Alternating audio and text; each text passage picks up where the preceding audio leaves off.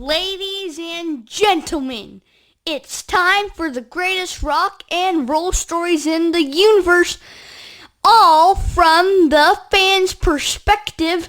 It's Rock Stories with the Brummster. Now, here's the host of the show, my rockin' daddy, the Brummster. Yeah, Rock Stories with the Brummster. Welcome. We are at episode number 5, and we are live. Aunt Sue, Sue Weisenhouse, the, in my opinion, greatest Beatles, Paul McCartney, John Lennon, George Harrison, Ringo Starr, you name it, fan of all time. And also part of Fans on the Run, an awesome group that goes around and sees all of Paul McCartney's concerts, but they love rock and roll. And Aunt Sue, are you there? Are you live? Where are we at right now? I'm Aunt live. Sue, are we live? I'm alive and kicking. That's what I'm talking about. Aunt Sue, welcome to Rock Stories with the Brummster, episode number 5. We give a behind-the-scenes look to the fans from the fans' perspective of their favorite bands. Now, I know your favorite band of all time is the Beatles. You follow Paul with Fans on the Run, but also as well, right now, as we speak, you're living the rock and roll dream. Where are you at? Give the fans a description of where you're at right now, Aunt Sue. I'm in the brand new SoFi Stadium, Los Angeles, home of the Rams and the Chargers. Beatles fans, Stone fans, all that jazz. So they're ready to talk to you, Josh. That's what I'm talking about. I love it. We have on the ground the rock and roll. You've got your finger on the beat of the heart of rock and roll today. I know that, Aunt Sue, about you. That's so cool. Right now, in line to go see the Rolling Stones, my Aunt Sue, here for episode number 5, Rock Stories with the Brummster, a brand new podcast. Okay, Aunt Sue, let's talk to some folks. You do the interviewing, and let's ask them some questions. Maybe, how many times have you seen the Stones? Or you know how to walk down this path. Go right ahead. Take the lead. Well, I'm a novice, I guess. I've only seen it about 18 times. So, I think some people here, they know the band first name, and probably some roadies too, but that's probably a different story. Wow, 18 times, and, gotta say, rest in peace. But the Rolling Stones, they live on, when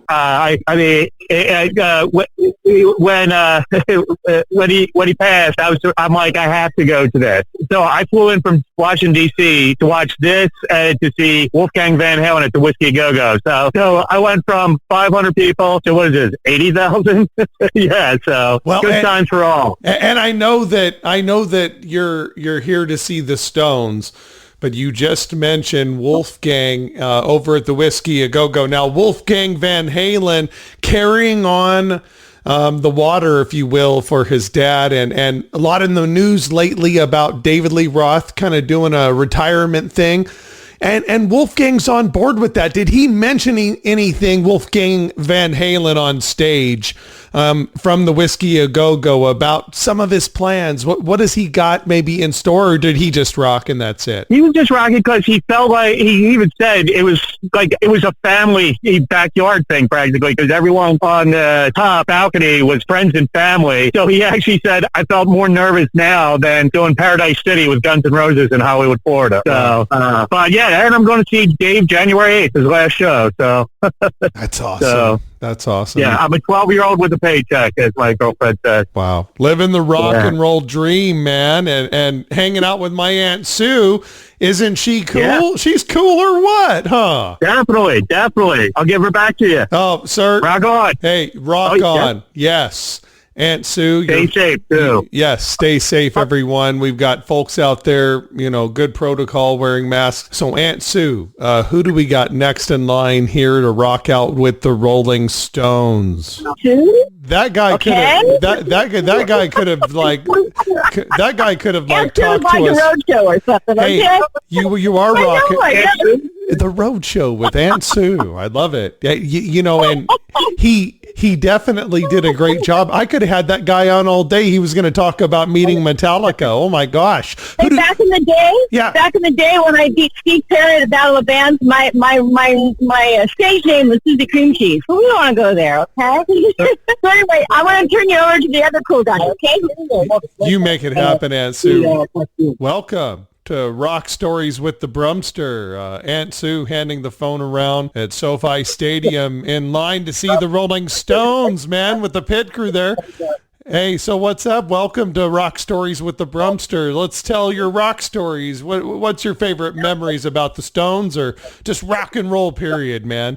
Well, I first saw the Stones in '78. I've seen them like every concert that they would come, and sometimes I had to go chase them. And went to London in 2018, saw them twice. Just a great experience flying over there and seeing them in their hometown. That was one of my favorite experiences. Oh, what did it feel like? Oh, I felt great. I had basically the same tickets I have here, which the general admission pit, and you try to get in early, and as soon as you get through the door, you have to run down there and try to get as close as you can. So, I felt great. So, I mean, they're just right there in front of you. Wow. My nephew's on the phone. He's a DJ in Central California, and he's interviewing people. Would you like to be interviewed by him? Excellent. Thanks, Aunt Sue. Welcome. What's your name? Welcome to Rock Stories with the Brummster podcast. Live to see the Stones. What's your name, sir? My name's Bob. You can be whatever you want, man. It's all good. Yeah, you don't say who you really are. My name is George Harrison. No. Okay, Chase Manhattan Bank here. Well, welcome to the show. Welcome to Rock Stories with the Brummster. You were live right there in line to see the Rolling Stones. In your opinion, how do you feel?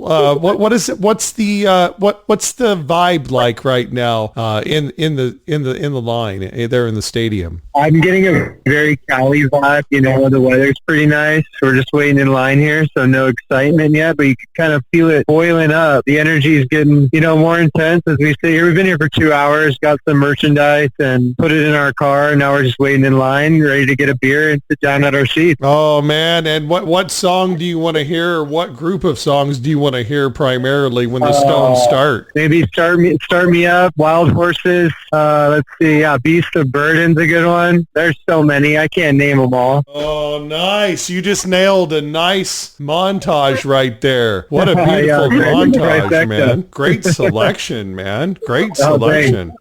If you could tell me, is this the first time you're seeing the Stones, or are you one of the folks that have seen them multiple times? How many times is this? This is my first time.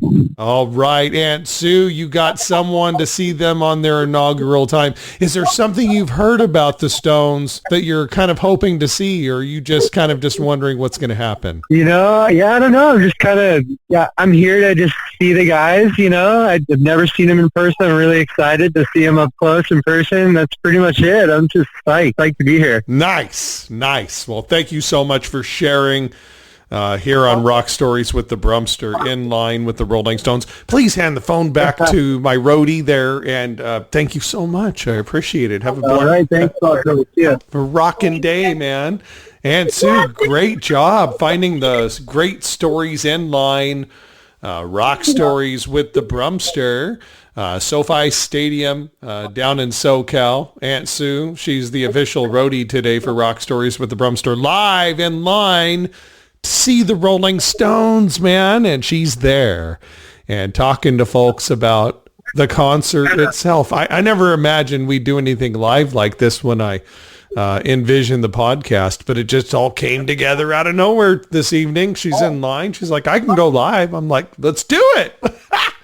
And here we are, that this is what happens. Grab a guitar. Here we are. This is what happens when you just follow that, right? When you follow that lead, right, Aunt Sue? Great job. Way to reach out to us and share these official rock stories as people go in to see the Rolling Stones. I've only seen the Rolling Stones on a big, gigantic, what do you call it? Up in Fresno, they got the gigantic, huge screen that takes up the whole wall. I can't remember what the theater's called. AMAX or whatever, IMAX, that's what it was. And that's when I went and saw the Rolling Stones, but I've never seen them in person. So, oh my gosh, you guys are getting a front row seat to people who are going in to get a front row seat to see the Rolling Stones. This is so cool. Rock Stories with the Brummster. Welcome. Episode number 5. Aunt Sue, my official roadie, how's the search for the next great interviews out front? What is the scene? Paint the scene for us. What does it look like inside of SoFi right now?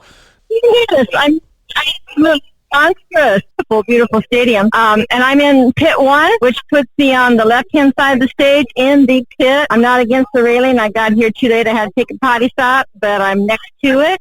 So you could call it like second row pit. How's that? I'm on the runway side. I chose that because they got the big old boom camera on the front, and I don't want to be blocked by a boom camera. So this will be a good spot. That is so cool. Oh my gosh. So how many times have you seen the Stones, Aunt Sue? Well, the first time was 1965 in Fresno, and then since then I've seen them since 2004. This is my 5th time. Right on. 5-timer. That's what I'm talking about. And then Sunday night also. I got tickets for both nights in L.A. What is it like compared to fans on the run? Is there a difference? How does it feel? Same kind of vibe? Well, yeah, because I don't feel like I'm in the in crowd right now because I'm not one of the stoners or whatever. I don't know what they call themselves, the people that follow them incessantly. Did you look that up? I should ask somebody. So I should ask someone that's all decked out in stone clothing. That would be a good thing. But I can't leave this spot. I'm going to lose my place. That's the good thing. Just saw in the news that brown sugar is being dropped from the playlist. Is that it? Because it's the no filter tour, but then they're kind of filtering. Should they be dropping that, or what's your opinion about that? You know, I don't know her name, the chick that sings with him. You know, she's a woman of color, and she's hot as all get out. And she was like the epitome of brown sugar. I don't know why they would drop that, because she's, one hot chick. I think it's like, I don't know what the reason behind it, whether it's an ethnic thing or a sexual thing. I don't know. But maybe they're getting too old for, I don't know, two things. Right. Or maybe they're just saying, I'm tired of playing brown sugar, darn it. We need to take that song out. With that filthy, bloody song every single show. I've had it. Too funny. All right. So, hey, before you say goodbye to me, I got to tell you a little piece of history with the Rolling Stones, okay? I'm going to share my little piece of history with the Rolling Stones, okay?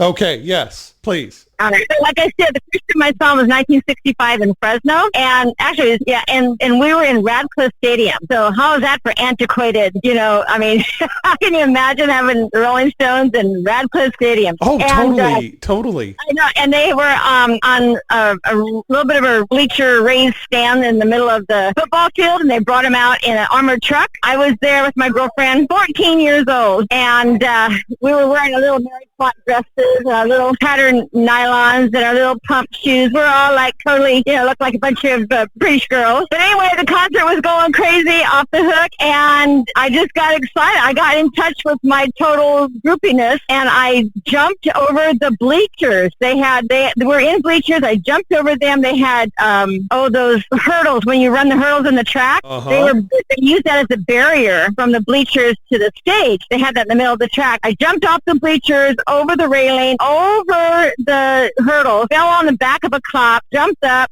dug my heels in, and hauled ass and got to the stage as they were taking the Stones off the stage, putting them in the armored truck, and everybody had busted this from the stands by then, and they were rushing this little stage, and as the armored truck started to drive off, I jumped on the back of it, and I was standing on the back bumper holding on to the railing, and there was a little window, like a little brink, armored truck thing, and all the Stones were sitting in there, and Brian was sitting closest to the window. And I'm going whoopity whoopity whoopity whoopity whoop over the quick play field as it was hauling ass out of there. And all of a sudden, it hit a big old pothole, knocked me off. I fell on my back, skirt went up over my head, and it knocked the breath out of me. I couldn't breathe, and the Stones were gone, and that was my thrill.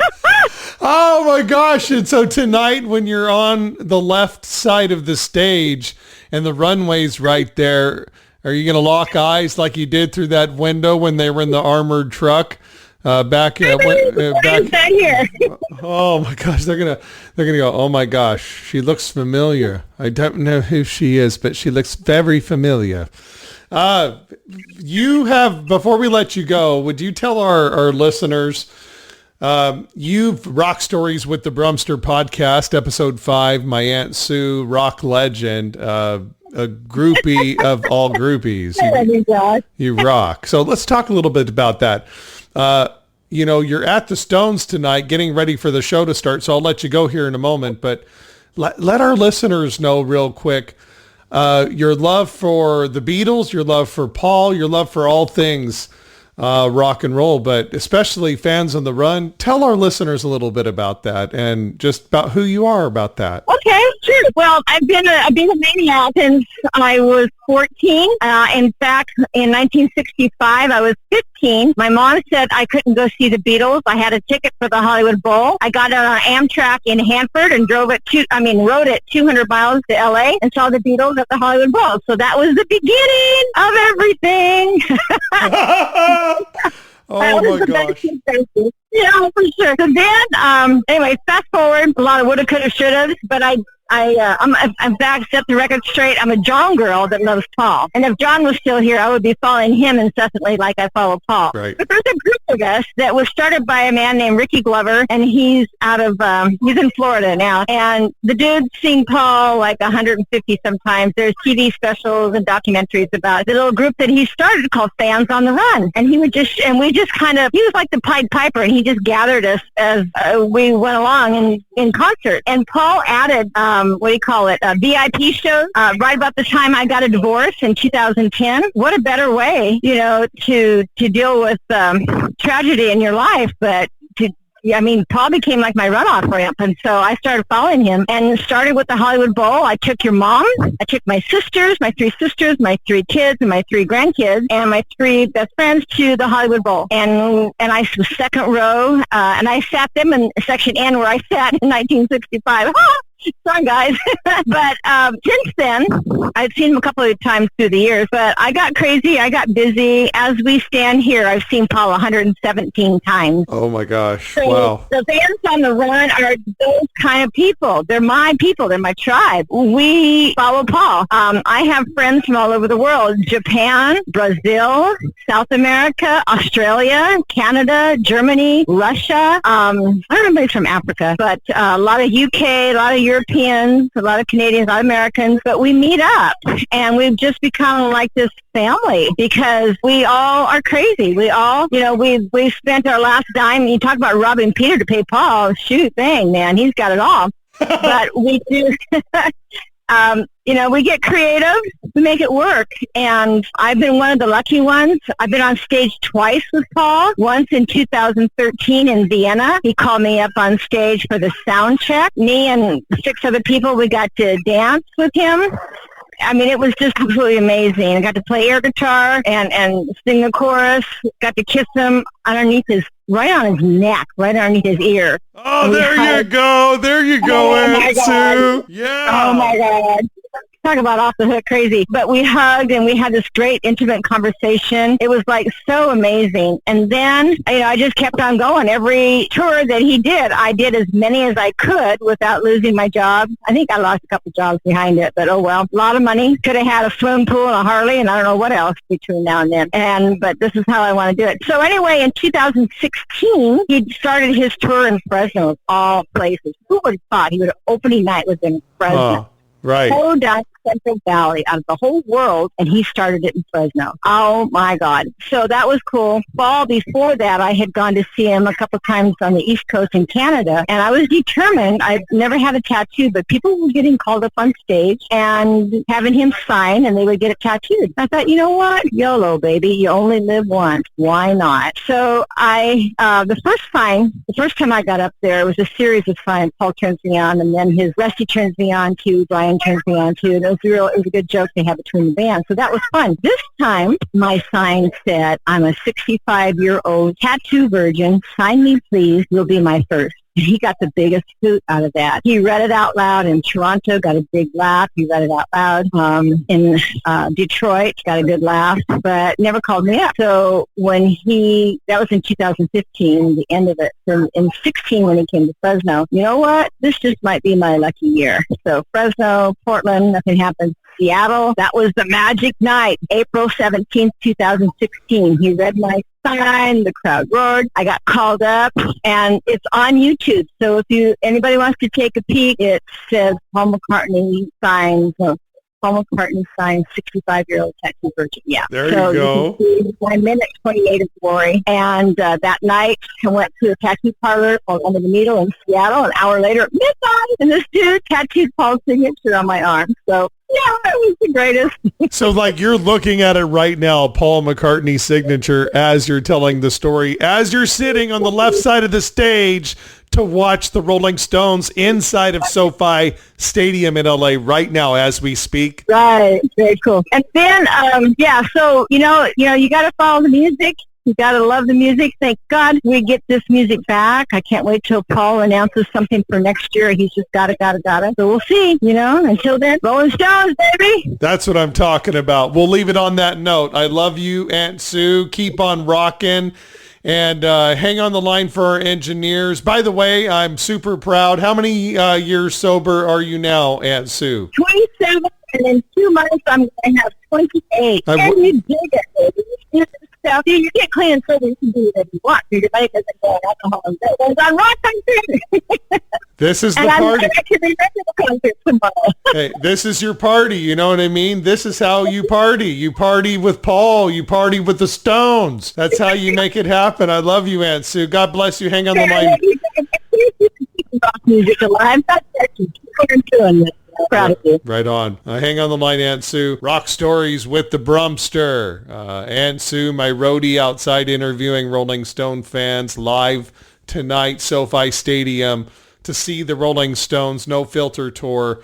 In addition, she sat down in pit 1 on the left side of the stage where she's chilling right now talking to me in SoFi Stadium, right on the left side of the stage, man, to watch the Rolling Stones tonight live calls. And then also killer interview about her awesome group. Over 100 times seeing, with fans on the run, seeing Paul McCartney.